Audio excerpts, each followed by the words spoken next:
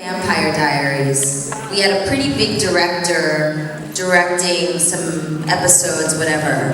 And he told me that I was a mediocre actress and that I got the job on my looks. What?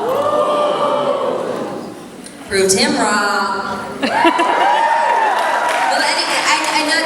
I know it's weird that it touched my heart, but sometimes it's the people that tell you that you'll never be anything, that you'll never do anything, and you were like, you know what? I'm gonna prove you wrong. And that sometimes, even though it hurts and you don't want to hear anyone tell you anything less than, you're amazing, you're amazing. Sometimes you have to listen to the people that tell you you're nothing. Do you know what I mean? Okay, so that's my thing. So the question is something that someone's told me that touched my heart. Oh, that's tough. It's been so... Well, there's a guy called Louis Giglio.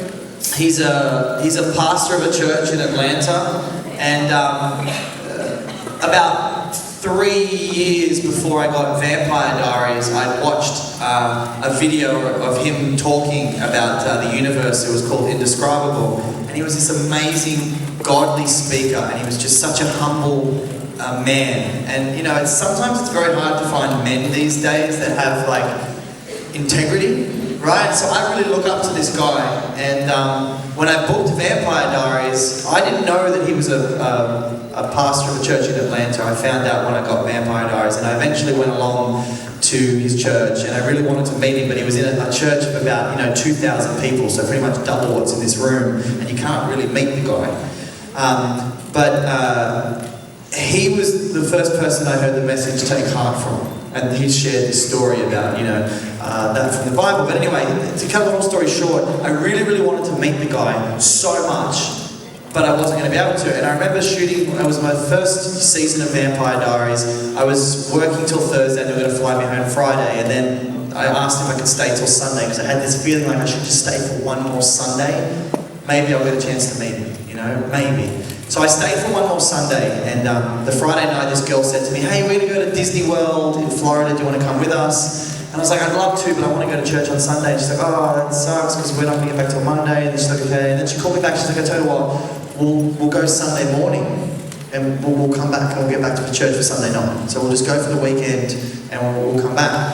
So anyway, it's a Saturday night at Disney World, and it's freezing cold, it's winter, and we didn't really dress warm enough, and there was a girl that I didn't know from the church who had come with us. She was freezing, and I was like, "Oh, that sucks." And I had a bit of money for Vampire Diaries, cashed up. Ooh, money. So I thought, I'm just going to buy this girl a hoodie, so she's warm. So I went and bought this girl a hoodie, and I was like, "Hey, there's no point being cold, you can have this, blah, blah, blah."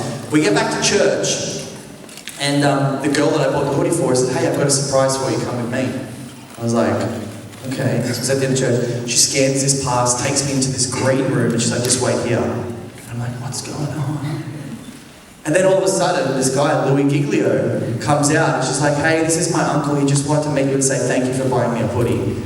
And I was like, "Oh, you're my hero." And I was like, I don't get starstruck. I don't get nervous around celebrities. I don't get excited about celebrities. But when it comes to Louis Giglio, I'm a nervous wreck. Like, I can't talk to the guy. And sometimes he likes my pictures on Instagram, and I'm like, "Mom, look! Louis liked my picture." Like, it's so bad. I just look up to him so much. But he's pretty much the one that gave me this idea and this message and this hope in what I believe in with God. And I'm always grateful for it to him. Sorry for the long story. Thank you.